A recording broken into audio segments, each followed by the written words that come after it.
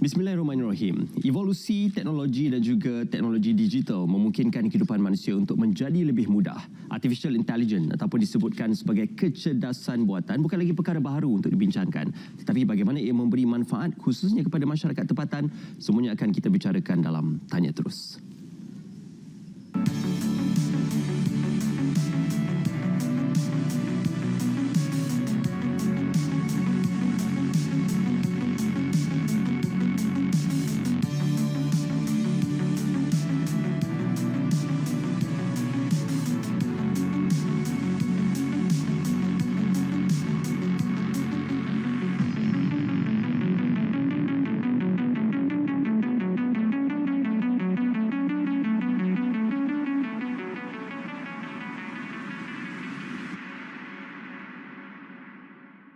Ya, dunia sudah maju ke hadapan. Kecerdasan buatan dikatakan sudah menjadi suatu aspek keperluan. Untuk bercakap berkenaan tentang kecerdasan buatan ataupun AI untuk rakyat, bersama dengan saya Puan Elina Roslan, Pengarah Komunikasi Strategik My Digital Corporation. Apa khabar Puan?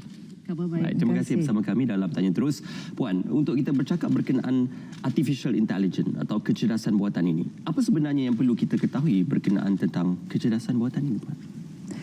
Okey, mungkin kita tak sedar tapi sebenarnya kecerdasan buatan atau AI ni sudah berada dalam kehidupan kita seharian. Jadi sebab itu kita perkenalkan AI untuk rakyat, program pembelajaran kendiri untuk memberikan pengetahuan asas berkenaan AI dan untuk kita memahami apa sebenarnya itu AI. Okey, AI untuk rakyat, jadi apa yang terkandung di dalamnya dan bagaimanakah ia boleh memberikan kesan kepada kehidupan masyarakat?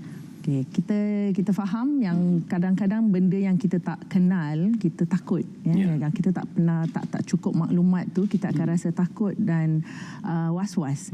Sebab itu kita memberikan pendedahan awal melalui portal AI untuk rakyat. Kita ada modul pembelajaran secara atas talian dalam 4 bahasa.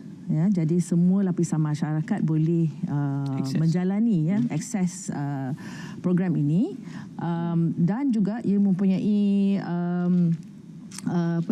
akses untuk inclusivity. That means kita ada dalam bentuk braille dan juga text to speech. Jadi yang ada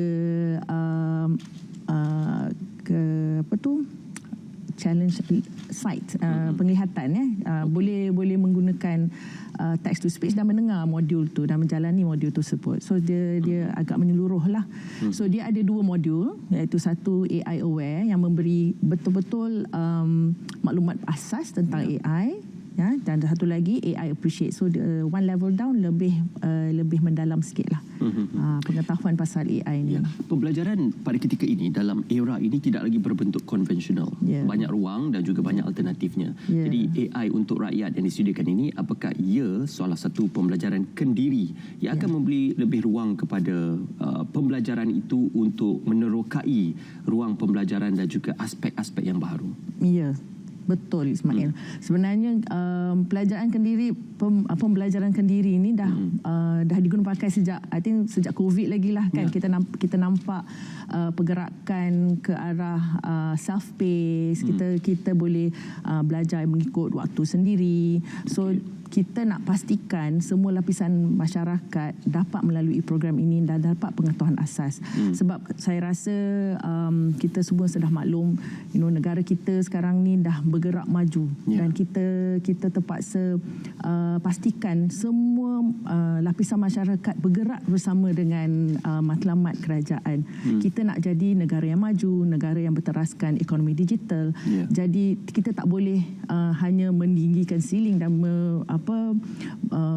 memperkenalkan teknologi baru untuk menyemarakkan ekonomi negara, tetapi rakyat yang harus mendukung hasrat kerajaan ini dan melaksanakan. So jadi kalau kita tidak pastikan semua lapisan masyarakat kita ni boleh bersama-sama memahami apa yang teknologi baru yang diperkenalkan, mungkin ada yang ketinggalan lah. Okey.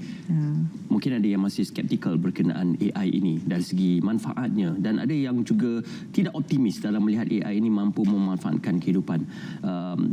Kesan-kesan negatif yang dibawa oleh kecerdasan buatan, apa sudah ada penilaian terhadap optimis ataupun skeptikalism yang wujud terhadap AI ini? Penilaian saya tak boleh nak komen, tapi saya rasa pendedahan pada AI ni kita telah dipengaruhi oleh Hollywood sebenarnya. Jadi kita sudah ada persepsi yang tertentu tentang AI seperti Terminator dan robot yang akan menguasai dunia sebegitu.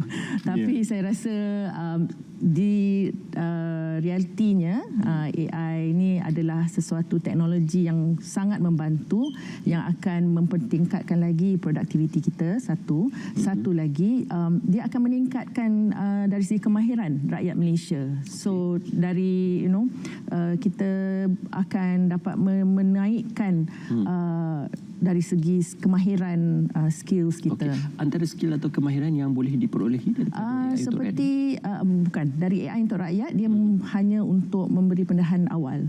Tapi kami harap dengan melalui program AI untuk rakyat ni, anak-anak muda terutamanya penuntut-penuntut sekolah dan universiti akan lebih memahami dunia AI ni macam mana sebenarnya, dan mungkin akan menjuruskan pembelajaran mereka ke dalam bidang AI.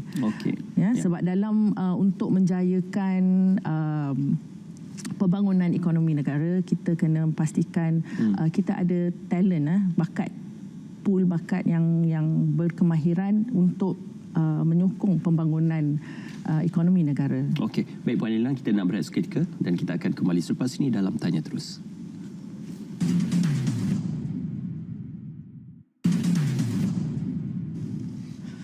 Baik, bersua kembali AI untuk rakyat. Puan Elina, apakah AI ini dikatakan akan menjadikan masyarakat kita tidak progresif ataupun malas dalam konteks mencari ilmu baru, pembelajaran dan juga untuk pembelajaran kendiri? Oh, tidak. Saya rasa AI ni kan dia bukan menjadikan kita malas, tapi menjadikan kita mungkin lebih fokus dan lebih mengubahkan kemahiran kita. Kita perlu untuk menjalani kehidupan dengan menggunakan teknologi baru ni, kita kena mengubah cara kita hidup, cara kita menjalankan kerja, cara kita belajar. Kalau dulu for example kalau dulu kita, masa saya belajar, kita kena pergi ke perpustakaan, kena buka buku satu-satu, cari reference, traditional way, buku penuh atas lantai nak cari fakta-fakta. Tapi sekarang semuanya di hujung jari. So mula-mula kita ada search engine seperti Google, Yahoo kan. Kita Google aja dah dapat jawapan.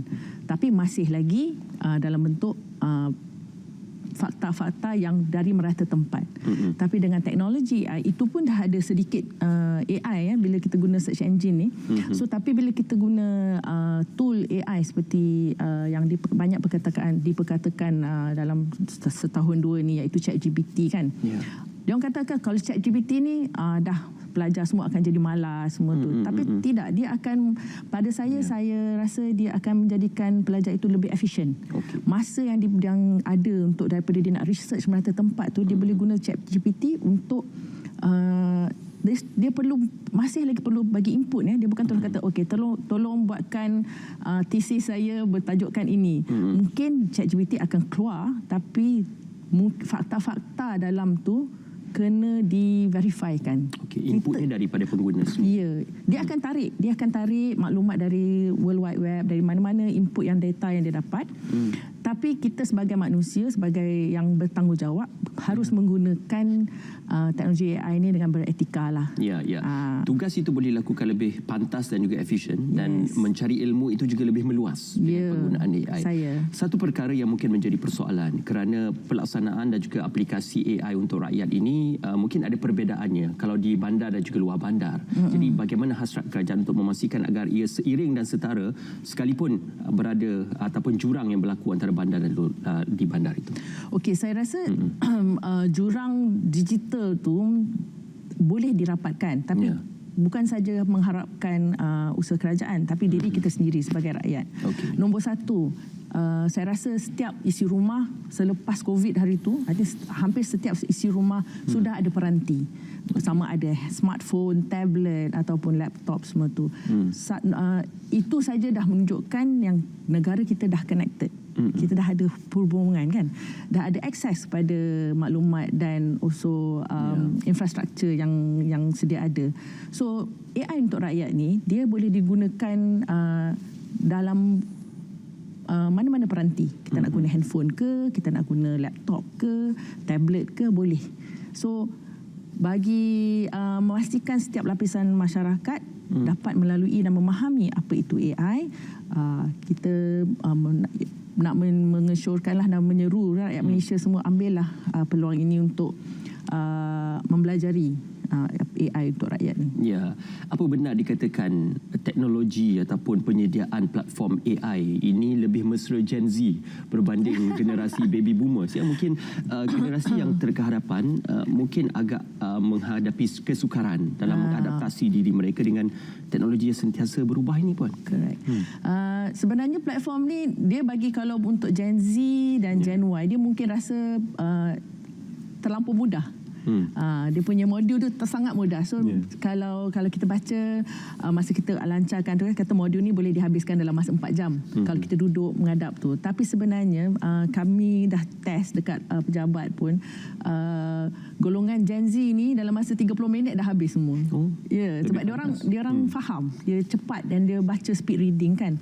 So modul ni sangat mudah sebab dia boleh stop pada bila masa, lepas tu kita sambung balik. So pembelajaran kendiri ikut masa yang sesuai untuk kita.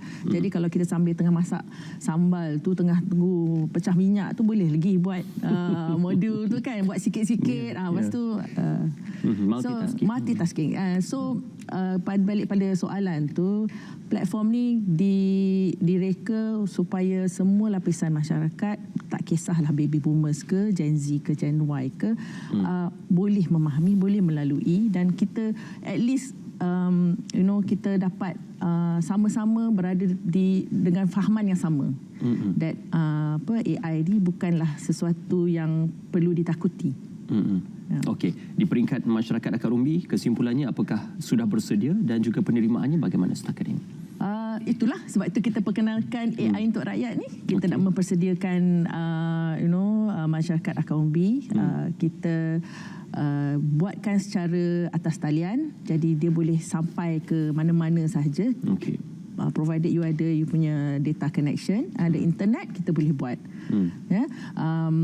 So persediaan tu, AI hanyalah satu teknologi, dah banyak lagi teknologi lain. Dan saya rasa kerajaan banyak akan memperkenalkan banyak lagi inisiatif untuk menaikkan lagi pengetahuan dan juga kemahiran rakyat yang untuk menyahut cabaran untuk mencapai negara berteraskan ekonomi digitalnya. Tanggungjawab yang besar untuk pihak puan juga, tanggungjawab besar untuk institusi yang terlibat untuk kita merealisasikan hasrat AI ini dapat dinikmati oleh keseluruhan rakyat. Terima kasih Puan Elina kerana bersama kami dalam Tanya Terus pada hari ini. InsyaAllah kecerdasan buatan ataupun AI untuk memudahkan dan juga memanfaatkan rakyat dalam aspek pembelajaran dan juga dalam segala aspek kehidupan. Itu adalah untuk memastikan agar kita terus bergerak dan juga maju ke hadapan. Terima kasih kerana terus bersama kami dalam Tanya Terus. InsyaAllah kita akan bersua lagi dengan itu. Assalamualaikum.